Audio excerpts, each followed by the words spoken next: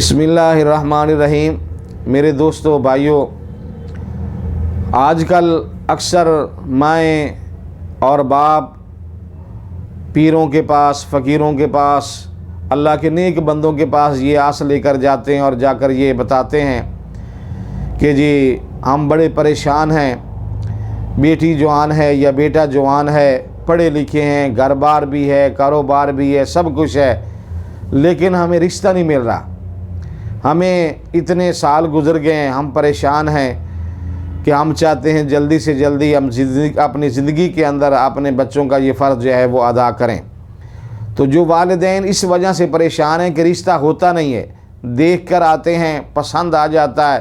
پھر عین پورے وقت کے اوپر آ کر رشتہ ٹوٹ جاتا ہے یا رشتہ کوئی ملتا ہی نہیں ہے، اس وجہ سے ماں باپ جو ہے وہ پریشان ہیں۔ یا جن بچیوں کے بالکل رشتے نہیں ہو رہے، لوگ آتے ہیں دیکھ کر چلے جاتے ہیں، پسند کوئی نہیں کرتا، تو ان کے لیے بہترین یہ وظیفہ ہے۔ بزرگان دین نے یہ لکھا ہے، اللہ کے نیک بندوں نے یہ بتایا اور لکھا، وہ فرماتے ہیں کہ جو والدین اپنی بچیوں کے رشتے نہ ہونے کی وجہ سے کہ رشتہ مل ہی نہیں رہا، اور اگر ملتا ہے تو ہوتا ہی نہیں ہے، کئی لوگ آئے دیکھ کر سینکڑوں کی تعداد میں چلے گئے لیکن وہ رشتہ نہیں ہو رہا ہے، تو ان کے لیے بہترین یہ وظیفہ ہے، جس بچی کا رشتہ نہ ہو رہا یا جس بیٹے کا رشتہ نہ ہو رہا، اسے چاہیے کہ وہ سورۃ طٰہٰ 16ویں سپارے میں ہے، اس کو 21 مرتبہ پڑھیں،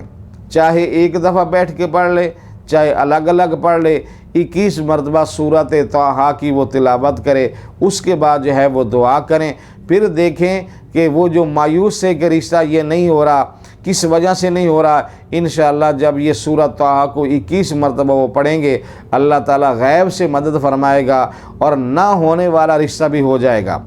جس رشتے کے متعلق دنیا کہتی تھی یہ ہو نہیں سکتا ہے، اسے کوئی پسند نہیں کرے گا، رشتہ ہوگا نہیں، ماں باپ پریشان تھے، اگر وہ اس سورۃ طٰہٰ کی ان سے تلاوت کرائیں، وہ پڑھیں اور اس کے بعد جو ہیں وہ دعا کریں، پھر دیکھیں سورۃ طٰہٰ کے کتنے فیوز و برکات ہیں، اللہ تعالیٰ کیسے ان کی مدد فرماتا ہے، غیب سے اللہ تعالیٰ ان کے لیے راستے پیدا فرمائے گا، اسباب پیدا فرمائے گا، اور نہ ہونے والا رشتہ جو ہے وہ اپنی منزل مقصود تک پہنچ جائے گا۔